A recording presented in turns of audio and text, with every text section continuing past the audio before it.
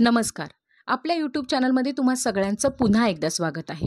आपण बघत आहोत या ठिकाणी सुसह्य पालकत्व किंवा स्मार्ट पॅरेंटिंगच्या वेगवेगळ्या टिप्स.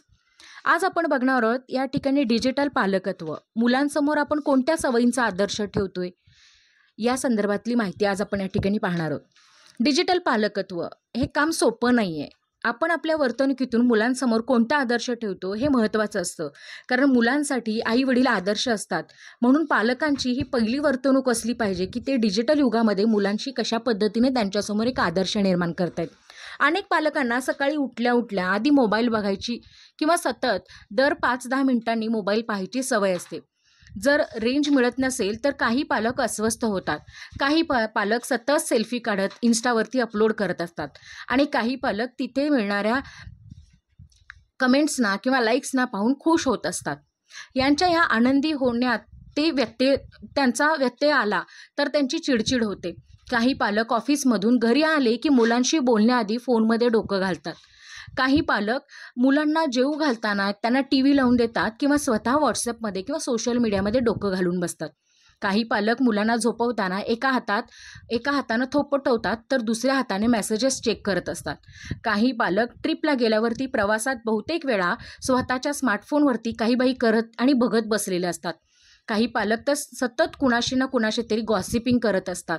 तर काही पालक ऑनलाईन जगात कुणाशी तरी वाद घालून त्या व्यक्तीला आपण कसं अपमानित केलं हे मोठ्या अभिमानानं मुलांसमोर सांगत असतात. यादी अजूनही बरीच मोठी आहे बरं का. मुलं हे सगळं बघत असतात. त्यांना जे आणि जितकं समजतंय त्यानुसार त्या सवयी उचलून घेत असतात किंवा आत्मसात करत असतात. प्रत्येक मुलांसाठी त्यांचे आई बाबा आदर्श असतात. अशा वेळी ते जे काही करतात ते आपण केलं तर त्यांना काही चुकीचं वाटत नाही आहे. हा एक दृढ विश्वास व्हायला त्यांना वेळ लागत नाही. मात्र हे सगळं होत असताना मुलाचं वय अगदीच नाजूक असतं. एक उदाहरण बघूयात. व्हॉट्सअप ग्रुपमध्ये झालेला वाद. आई किंवा बाबा मोठ्या अभिमानानं एकमेकांना किंवा घरातल्या इतर मोठ्या सदस्यांना आपण त्या वादात कसे जिंकलो, समोरच्याचे कसे काही ऐकून घेतले नाही, उलट त्यालाच आपण 4 गोष्टी सुनावल्या वगैरे सांगत असतात. हे सांगताना ते अतिशय उत्तेजित झालेले असतात. अशा वेळी किंवा काही वेळी त्यांचे जे काही भाषा असते ती आक्रमक सुद्धा झालेली असते. एखाद दुसऱ्या 2 शिव्या हासडल्या जातात. बाकीचे जे काही झालं ते कसं बेस्ट झालं असं म्हणत ते घडलेल्या प्रसंगाचं कौतुक करत असतात, टाळ्या पिटत असतात. मोठ्यांच्या जगात हे सगळं सुरू असताना घरातली मुलं ते पाहत असतात, ऐकत असतात. आई बाबा आणि घरातले इतर मोठे जे वागतायत तसं वागायला काहीच हरकत नाही असं मुलं आतून विचार करू लागतात आणि आपला मुद्दा बरोबर आहे किंवा चूक आहे हे पाहण्याची त्यांना गरज वाटत नाही. समोरच्यांना ऐकून घ्यायचं नसतं असाही एक संदेश मुलांपर्यंत पोहोचू शकतो. त्यांच्या वर्तनामध्ये तो आणूही शकतो. ऑनलाईन जगातल्या कुठल्याही ग्रुपमध्ये झालेली फुटकळ वादातून किंवा मुलांपर्यंत कोणत्याही नकळत असहिष्णुता पोहोचवण्यात आपण या ठिकाणी काय करतो असतो, अग्रेसर भूमिका घेत असतो. त्यामुळे अशा पद्धतीने ग्रुपमध्ये झालेल्या गोष्टींचं डिस्कशन हे घरात करून त्याचा उपयोग काही आहे का? डिजिटल पालकत्व सोपं नाही आहे. आपल्या हातातलं तंत्रज्ञान हा आपला शत्रू तर नाही आहे ना, आपलं त्याच्याशी भांडण नाही आहे. पण त्याचबरोबर आपल्या मुलांना आणि आपल्यालाही इंटरनेट, सोशल मीडिया, गेमिंग याचं व्यसन लागू नये, याचं डिजिटल वर्तन चांगलं असलं पाहिजे असं वाटत असेल तर आपलं जगणं या ठिकाणी इंटरेस्टिंग कसं होईल ते पाहायला हवं.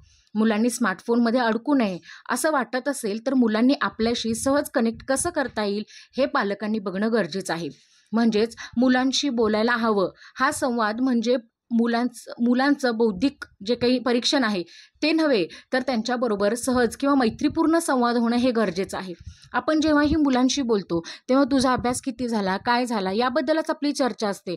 पण त्याच्याशी भावनिक भाषेत किंवा भावनिक पातळीवरती आपण कनेक्ट होऊ शकत नाही, कारण तो वेळ जो असतो तो आपल्या या डिजिटल युगामध्ये हरवलेला असतो. यामध्ये आपले आई बाबा, आजी आजोबा मोबाईल वापरत असतात, पण ते मोबाईलशिवाय अनेक गोष्टीसुद्धा करतात हे मुलांना दिसलं पाहिजे. ते पुस्तक वाचतात, व्यायाम करतात, गाणी ऐकतात, बागकाम करतात, फिरायला जातात, मित्रमैत्रिणींशी प्रत्यक्ष भेटतात, गप्पा मारतात. हे सगळं मुलांना दिसणं गरजेचं आहे बरं का.